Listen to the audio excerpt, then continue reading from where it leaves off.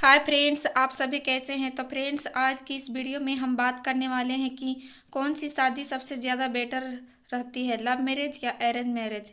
आखिर कौन सा मैरिज सबसे ज़्यादा सक्सेसफुल होता है, क्योंकि ये सवाल बहुत सारे लोगों के मन में हमेशा रहता है।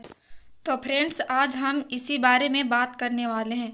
तो फ्रेंड्स, जब भी आपके माइंड में मैरिज को लेकर आपके दिमाग में सवाल उठते हैं तो एक बात को अपने दिमाग में ज़रूर रखिएगा कि शादी चाहे लव मैरिज हो या फिर अरेंज मैरिज हो, ऐसा कोई रिश्ता नहीं होता है जिसमें छोटे मोटे झगड़े नहीं होते, जिसमें आर्ग्यू नहीं होता है, जिसमें मनमुटाव नहीं होता है। शादी चाहे कोई भी हो, छोटे मोटे झगड़े होने, आर्ग्यू होना, मनमुटाव होना हर तरह की शादियों में होता है। क्योंकि ये बातें हमें नहीं भूलनी चाहिए कि हस्बैंड वाइफ चाहे लव मैरिज हो या अरेंज मैरिज हो, ये भी एक इंसान ही होते हैं और सारे इंसान एक दूसरे से अलग होते हैं। और जहाँ पर इतने डिफरेंसेस होते हैं वहाँ पर छोटे मोटे झगड़े होते ही हैं जो नॉर्मल होते हैं। तो यहाँ पर इस बात को सोचने की ज़रूरत नहीं है। हम इस बात को यहाँ पर थोड़ा सा साइड रख कर सोचते हैं। अब हमारा सेकेंड टॉपिक हमारा आता है कि कौन सी शादी सक्सेसफुल रहती है, कौन सा ऐसा कपल रहते हैं जो पूरी ज़िंदगी भर खुशी खुशी रहते हैं। तो फ्रेंड्स देखिए, दो लोगों का आपस में खुश रहना इस बात पर डिपेंड नहीं करता है कि वे अरेंज मैरिज किए हैं या फिर लव मैरिज। दो लोगों का खुश रहना इस बात पर डिपेंड पड़ता है कि उन लोगों के बीच में अंडरस्टैंडिंग कैसी है, वो कितने मिच्योर है, वे एक दूसरे को कितना एक्सेप्ट कर पाए हैं, वे एक दूसरे को एक्सेप्ट कर पाए हैं भी या नहीं कर पाए हैं। इन चीज़ों पर डिपेंड होता है कि शादी सक्सेसफुल होगी या फिर नहीं होगी। अब यहाँ पर एक बात ये होती है कि जब हम बात करते हैं अंडरस्टैंडिंग की, मिच्योरिटी की और प्यार की, तो वो लव मैरिज में ज़्यादा होता है। क्योंकि लव मैरिज में लोग एक दूसरे को बहुत अच्छे से जानते हैं, बहुत ही ज़्यादा टाइम से एक दूसरे को जानते हैं, तो इनके बीच एक अलग तरह की अंडरस्टैंडिंग डेवलप्ड हो चुकी होती है। वो उस जगह पर होते हैं जहाँ पर वह एक दूसरे की आंखें पढ़ लेते हैं, इसीलिए इनके साथ में रहना बहुत ही ज़्यादा इजी रहता है और ज़्यादा खुशी से ये लोग रह पाते हैं। और यही बात जब अरेंज मैरिज में की जाए तो अरेंज मैरिज में लोगों को मिलना, बातचीत करना शादी के बाद ही स्टार्ट होता है। इन लोगों को शादी के 1-2 साल बाद ही एक दूसरे को जानने में ही समय लग जाता है, क्योंकि इनकी जो लाइफ स्टार्ट होती है शादी के बाद ही होती है। अब इसमें जो दूसरी चीज़ देखने वाली है ये है कि अरेंज मैरिज में क्या होता है कि सामने वाला इंसान आपके लिए एकदम नया होता है, उसके बारे में जानना पहचानना ही शादी के बाद ही शुरू करते हैं। इसके बाद ही आप उसको जानते हैं और पहचानते हैं, उसको बिल्कुल वैसा ही एक्सेप्ट करते हैं जैसा कि वो आपके सामने आया हो।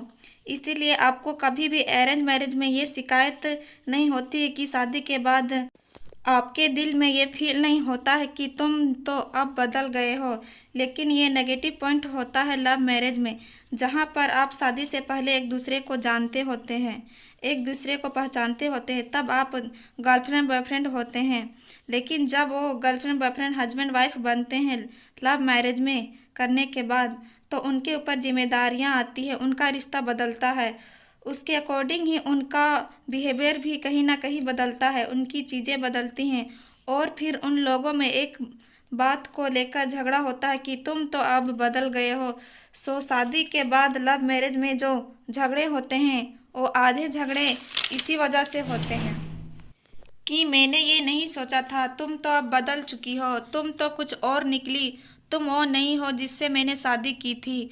सो आपके अंदर एक चीटिंग वाली फीलिंग आती है लव मैरिज में, जो कि यह फीलिंग अरेंज मैरिज में नहीं होता है। सो कहने का मतलब ये है कि दोनों ही मैरिज में बहुत ही बड़ा प्लस पॉइंट और एक बहुत ही बड़ा नेगेटिव पॉइंट है, लेकिन ये दोनों ही पॉइंट कोई भी शादी को सक्सेसफुल या अनसक्सेसफुल नहीं बनाता है।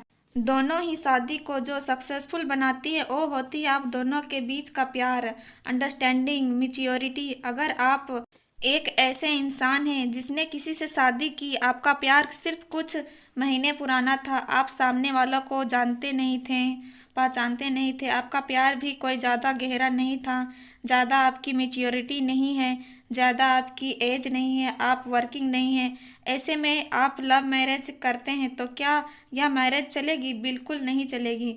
उसी तरीके से आप अरेंज मैरिज कर लेते हैं, आपके माँ या पापा कोई लड़का या लड़की दिखा देते हैं, आप उस इंसान से ज़्यादा बात नहीं किए हैं, उसे जानते नहीं हैं, आप उससे शादी नहीं करना चाहते हैं, आप उसे पसंद नहीं करते, लेकिन आप उससे शादी कर लेते हैं क्योंकि आपसे पेरेंट्स ने कहा, इसीलिए आपने उससे शादी कर लिया बिना उसे पसंद किए, बिना खुश हुए, बिना आपकी राजी के। अगर आप अरेंज मैरिज करते हैं तो क्या आप इस शादी से खुश रहेंगे? बिल्कुल नहीं रहेंगे, क्योंकि जो सक्सेस होना डिपेंड करता है शादी का, और लव या अरेंज पर डिपेंड नहीं करता है।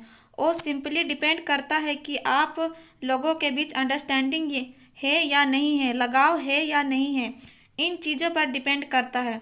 सो दोनों ही शादी की अपनी जगह पर प्लस पॉइंट और नेगेटिव पॉइंट होती है। तो फ्रेंड्स, कौन सी शादी सक्सेसफुल होगी या अनसक्सेसफुल होगी, ये आप पर डिपेंड करता है, ना कि शादी के टाइप पर। तो फ्रेंड्स, उम्मीद करती हूँ कि आपको समझ में आ गया होगा कि आपको अपनी शादी को कैसे सक्सेसफुल बनाना है।